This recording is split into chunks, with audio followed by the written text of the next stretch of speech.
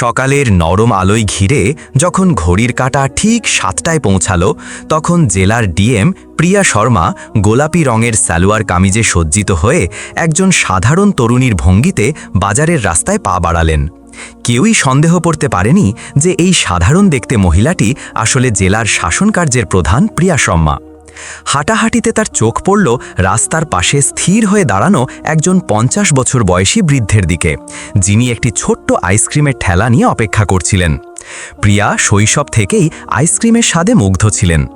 কোনো দিকে মন না দিয়ে তিনি মৃদু হাস্যের সাথে ঠেলার নিকটবর্তী হয়ে উচ্চারণ করলেন, কাকু, একটি আইসক্রিম দাও তো।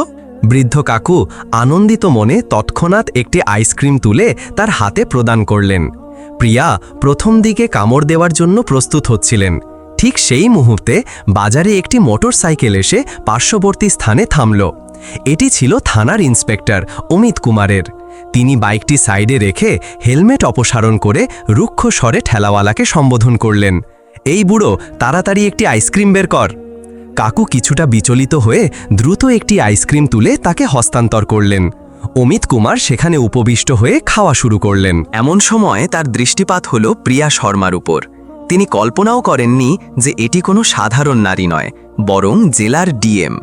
হাস্যের সাথে তিনি উক্তি করলেন, কি ব্যাপার, আইসক্রিম তো বেশ উপভোগ করে খাচ্ছ, খুবই প্রিয় তাই না? কখনো আমাদেরও কিছুটা প্রিয়তা দেখাও, আমরাও তো তোমার প্রেমের উন্মাদ হতে পারি।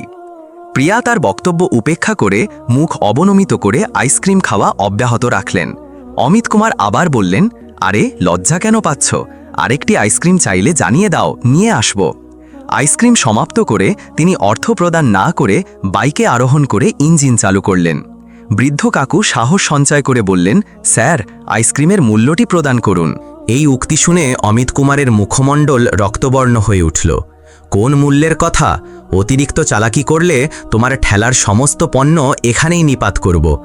এই বলে তিনি ক্রোধে বৃদ্ধের গালে একটি কঠোর থাপ্পড় প্রহার করলেন। কাকুর নয়নে জলসিক্ত হল, ঠোঁট কম্পিত হতে লাগল, কিন্তু তিনি নীরব রইলেন। এই দৃশ্য পর্যবেক্ষণ করে প্রিয়া নিজেকে নিয়ন্ত্রণ করতে অক্ষম হলেন। তিনি মধ্যবর্তী অবস্থানে এসে বললেন, ইন্সপেক্টর সাহেব, আপনি কাকুর প্রতি হস্তক্ষেপ কেন করলেন? আপনার কোনো দরিদ্র ব্যক্তির ওপর হাত তোলার কোনো অধিকার নেই। তিনি তো কেবল তার যথাযথ মূল্য দাবি করেছেন। আপনি আইসক্রিম গ্রহণ করেছেন, মূল্য প্রদান আপনার দায়িত্ব। অমিত কুমার তাকে ধমক দিয়ে বললেন, তুমি মধ্যে কথা বলো না, বুঝলে? এবং পর মুহূর্তে তিনি প্রিয়াকেও একটি থাপ্পড় প্রদান করলেন। প্রিয়া কিছুটা দুলে পড়লেন, কিন্তু নিজেকে স্থির করে বললেন, আপনি আপনার সীমানা লঙ্ঘন করছেন।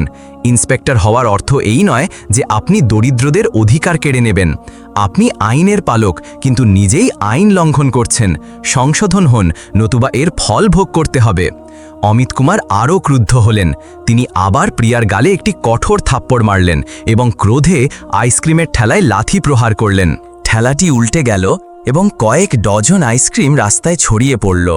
ভিড় এই ঘটনা দেখছিল, কিন্তু ভয়ে কেউ এগিয়ে আসেনি। ডিএম প্রিয়া শর্মার ক্রোধ তখন চরমে উন্নীত হয়েছিল, কিন্তু তিনি জানতেন যে আইনকে নিজের হাতে নেওয়া তার পদমর্যাদা এবং নীতির পরিপন্থী। চাইলে তিনি সেখানেই ইন্সপেক্টরকে শিক্ষা দিতে পারতেন, কিন্তু তিনি নিজেকে সংযত রাখলেন। নিজেকে নিয়ন্ত্রণ করে তিনি কঠোর স্বরে বললেন, আপনি আইনের বিপরীতে যাচ্ছেন। আপনি যা করেছেন তা অত্যন্ত ভুল। আমি আপনার বিরুদ্ধে অভিযোগ দায়ের করব এবং আপনাকে নিলম্বিত করিয়ে ছাড়ব।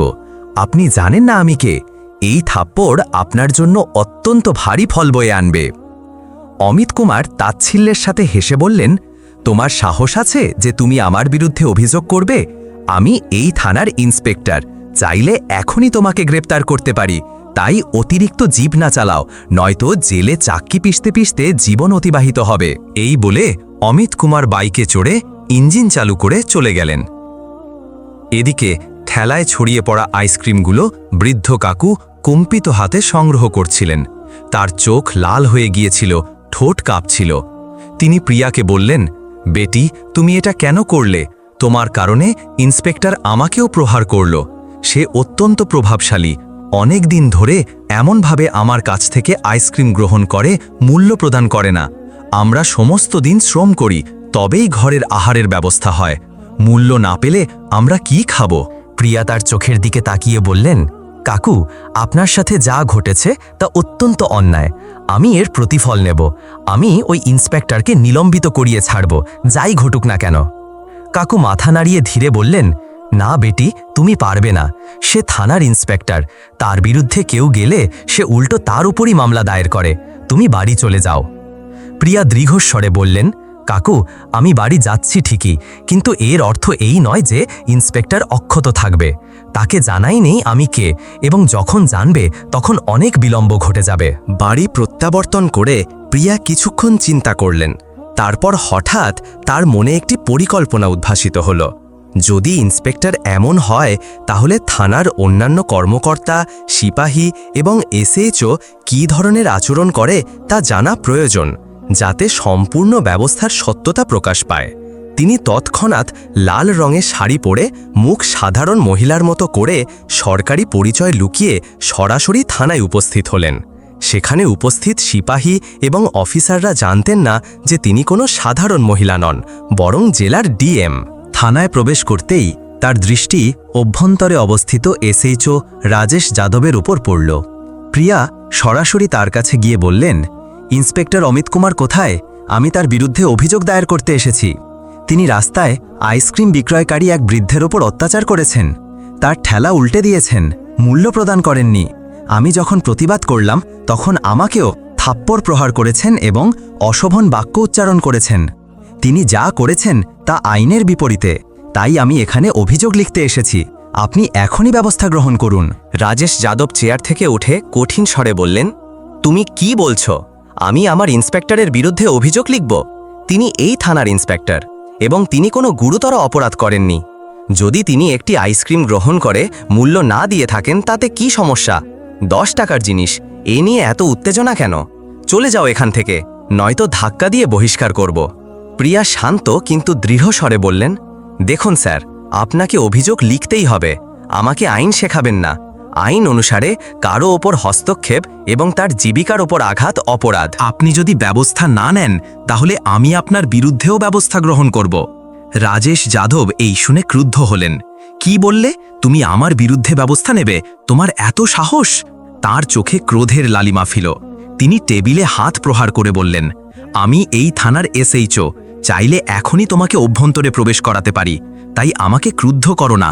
নীরবে এখান থেকে বেরিয়ে যাও, নয়তো ফলাফল অত্যন্ত মন্দ হবে, বুঝলে? এই বলে তিনি ক্রোধে প্রিয়া শর্মার গালে একটি কঠোর থাপ্পড় মারলেন। প্রিয়া কিছুটা দুলে পড়লেন, কিন্তু নিজেকে স্থির করলেন। এখন তিনি সম্পূর্ণরূপে বুঝে গিয়েছিলেন যে এই দুই অফিসারকে নিলম্বিত করা জরুরি। তিনি দরজার দিকে অগ্রসর হলেন, কিন্তু প্রস্থানের সময় দরজায় অবস্থান করে পিছনে ফিরে ঠান্ডা কিন্তু কঠিন স্বরে বললেন, আপনারা জানেন না আমি আপনাদের সাথে কি করতে সক্ষম। আমি আপনাদের দুজনকেই নিলম্বিত করিয়ে ছাড়ব এবং আমার উক্তিকে হালকাভাবে গ্রহণ করবেন না। এই বলে প্রিয়া থানা থেকে বেরিয়ে গেলেন। থানায় উপস্থিত সিপাহী এবং এসএইচও রাজেশ যাদব একে অপরের দিকে তাকাতে লাগলেন। রাজেশের মনে সামান্য সন্দেহ জাগ্রত হল। এই মহিলা আসলে কে? যে ভঙ্গিতে কথা বলছিল, কোথাও কোনো উচ্চপদস্থ ব্যক্তি তো নয়। কিন্তু পর মুহূর্তে তিনি নিজেকে বললেন, আরে ছাড়ো, আজকালকার নারীরা শুধু অহংকারে থাকে। এই বলে তিনি বিষয়টি উপেক্ষা করলেন। এদিকে প্রিয়া চতুরভাবে খেলা করে ফেলেছিলেন।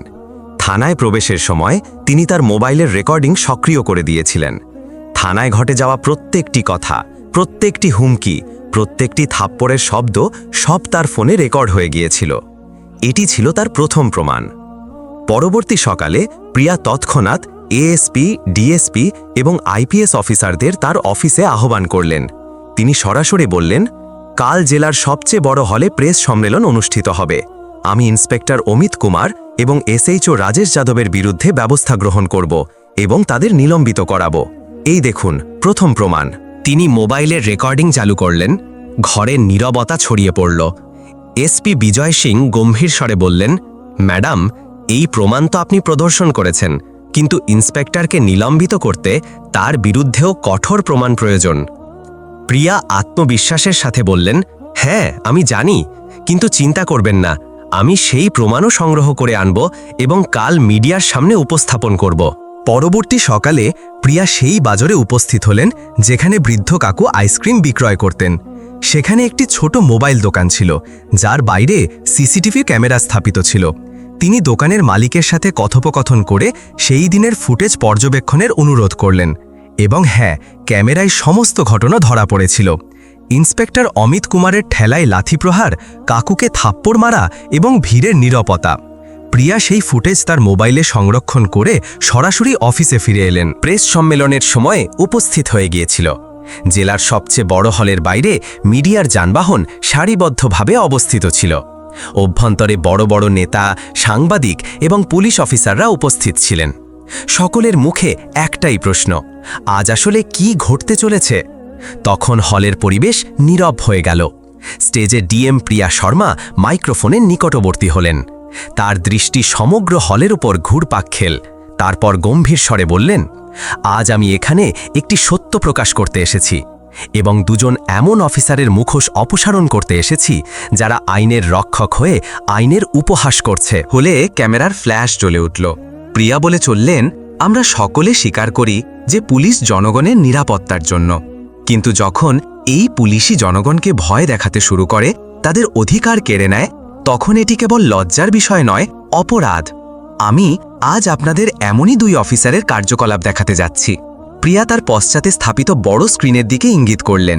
একজন টেকনিশিয়ান ল্যাপটপ থেকে ভিডিও সংযোগ স্থাপন করল। ভিডিও প্রদর্শন শুরু হতেই হলে নীরবতা ছড়িয়ে পড়ল। রেকর্ডিংয়ে থানার অভ্যন্তরের কথোপকথন শোনা যাচ্ছিল। রাজেশ যাদবের অহংকারী স্বর, আমি আমার ইন্সপেক্টরের বিরুদ্ধে অভিযোগ লিখব? তোর এত সাহস? বের হয়ে যায় এখান থেকে, নয়তো ধাক্কা দিয়ে বহিষ্কার করব। তারপর থাপ্পড়ের তীব্র শব্দ। হলে উপস্থিত ব্যক্তিরা বিস্মিত হলেন। রেকর্ডিং স্পষ্ট ছিল। প্রত্যেকটি হুমকি, প্রত্যেকটি অভদ্রতা, সব কিছু ধরা পড়েছিল। প্রিয়া বললেন, এই হলেন আমাদের এসএইচও রাজেশ যাদব। এই ব্যক্তি যিনি আইন পালনের শপথ গ্রহণ করেছিলেন, তিনি আইনকে তার জুতোর তলায় রেখেছেন। এবার প্রিয়া দ্বিতীয় ভিডিও চালু করলেন। এটি ছিল বাজারের ফুটেজ। ভিড়ের মাঝখানে ইন্সপেক্টর অমিত কুমার বৃদ্ধ কাকুর ঠেলার পাশে অবস্থিত ছিলেন। তিনি আইসক্রিম গ্রহণ করলেন, মূল্য প্রদান করলেন না। কাকুকে থাপ্পড় প্রহার করলেন এবং ঠেলায় লাথি মারলেন। রাস্তায় আইসক্রিম ছড়িয়ে পড়ল। কাকু হাঁটু গেড়ে বসে সেগুলো সংগ্রহ করছিলেন। এই দৃশ্য দেখে হলে অবস্থিত অনেকে নিজেদের নিয়ন্ত্রণ করতে অক্ষম হলেন। কারো চোখে ক্রোধ, কারো চোখে অশ্রু। প্রিয়া বললেন, এই হলেন ইন্সপেক্টর অমিত কুমার। এর ইউনিফর্মের অর্থ জনগণের সেবা নয়, বরং জনগণের শোষণ। এরা এমন ব্যক্তি যারা তাদের পদের অপব্যবহার করে দরিদ্রদের ভয় দেখায় এবং তাদের অধিকার কেড়ে নেয়। প্রিয়ার এই উক্তি শুনে সামনের সারিতে অবস্থিত কিছু জ্যেষ্ঠ পুলিশ অফিসার অস্থির হয়ে উঠলেন। এসপি বিজয় সিং মাইক্রোফোন দাবি করে বললেন, ম্যাডাম, এই অভিযোগ গুরুতর এবং প্রমাণ স্পষ্টভাবে দৃশ্যমান। আইন অনুসারে আমাদের তৎক্ষণাৎ বিভাগীয় তদন্ত আরম্ভ করতে হবে এবং যদি তদন্তে এটি সত্য প্রমাণিত হয় তাহলে দুই অফিসারের নিলম্বন নিশ্চিত। প্রিয়া তৎক্ষণাৎ জবাব দিলেন, এসপি সাহেব, প্রমাণ স্পষ্ট এবং আইনের গ্রন্থ স্পষ্টভাবে বলে, ধারা 166 এর অধীনে কোনো সরকারি কর্মকর্তা যদি তার ক্ষমতার অপব্যবহার করে তবে তা দণ্ডনীয় অপরাধ।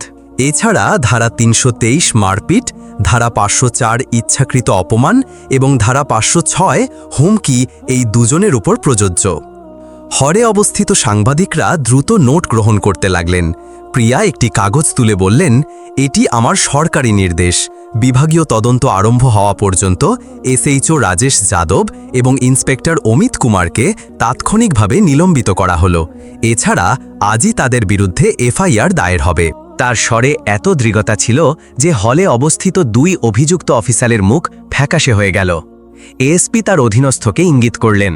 দুজন পুলিশকর্মী অগ্রসর হয়ে অমিত কুমার এবং রাজেশ যাদবকে উঠে দাঁড়াতে বললেন। অমিত কুমার ধীর স্বরে বললেন, ম্যাডাম, 1 মিনিট, আমাদের ভুল ঘটে গেছে। কিন্তু প্রিয়া তাকে বাধা দিয়ে বললেন, ভুল তখন ঘটে যখন অজান্তে কিছু ভুল হয়ে যায়, কিন্তু আপনারা ইচ্ছাকৃতভাবে দরিদ্রের অধিকার কেড়েছেন, আইন লঙ্ঘন করেছেন এবং তাকে হুমকি দিয়েছেন। এটি ভুল নয়, অপরাধ। দুই অফিসারকে পুলিশ বাইরে নিয়ে যেতেই হলে উপস্থিত সাংবাদিকরা তাদের পশ্চাতে ছুটলেন। ক্যামেরা জ্বলে উঠল, প্রশ্নের ঝড় শুরু হলো। অমিত কুমার, আপনি কি স্বীকার করেন যে আপনি দরিদ্রের শোষণ করেছেন? রাজেশ যাদব, এখন আপনি কি বলবেন? দুজনেই মাথা নিম্নমুখী করলেন, কোনো জবাব দিলেন না। প্রিয়া মাইক্রোফোনে শেষ উক্তি করলেন, এই ঘটনা শুধু 2 অফিসারের নয়, এটি একটি বার্তা যে এই জেলায় আইন সকলের উপরে। সে ডিএম হোক, এসপি হোক, এসএইচও হোক বা ইন্সপেক্টর, আইন লঙ্ঘন করলে শাস্তি ভোগ করবে। পরবর্তী দিন জেলা পুলিশ সদর দপ্তরে একটি বিশেষ দল গঠিত হল। বিভাগীয় তদন্তের জন্য পুলিশ সুপারের অধীনে একটি দল 2 অফিসারের বিরুদ্ধে সাক্ষীদের বিবৃতি গ্রহণ করল। আইসক্রিমওয়ালা কাকু তার বিবৃতিতে সমস্ত ঘটনা বিস্তারিতভাবে বর্ণনা করলেন। এফআইআর দায়ের হল, তবে অন্য থানা এলাকায়। দুজনের বিরুদ্ধে ধারা 166 এ, 323, 504, 506 অধীনে মামলা দায়ের হল। রাজ্য পুলিশ সদর দপ্তর থেকে নিলম্বনের নির্দেশ নিশ্চিত হল যে তদন্ত সমাপ্ত না হওয়া পর্যন্ত দুজনেই নিলম্বিত থাকবেন এবং তারা কোনো পুলিশ কর্তব্যে অংশগ্রহণ করতে পারবেন না। কয়েকদিন পর প্রিয়া নিজে বাজারে গিয়ে বৃদ্ধ কাকুর ঠেলায় উপস্থিত হলেন। কাকু তাকে দেখেই হাত জোড় করে বললেন, বেটি, ভগবান তোমাকে সুখী রাখুন, তোমার কারণে আমরা ন্যায় লাভ করেছি। প্রিয়া হেসে বললেন, কাকু, এটা আমার দায়িত্ব ছিল। এখন আপনার ঠেলা কেউ উল্টে দিতে পারবে না, এবং যদি কেউ চেষ্টা করে তবে সরাসরি জেলে যাবে। প্রিয়া মিডিয়াকে চূড়ান্ত বিবৃতি দিলেন, আমাদের দেশ তখনই নিরাপদ হবে যখন আইন সকলের জন্য সমান হবে, সে সাধারণ মানুষ হোক বা ইউনিফর্মে অবস্থিত অফিসার।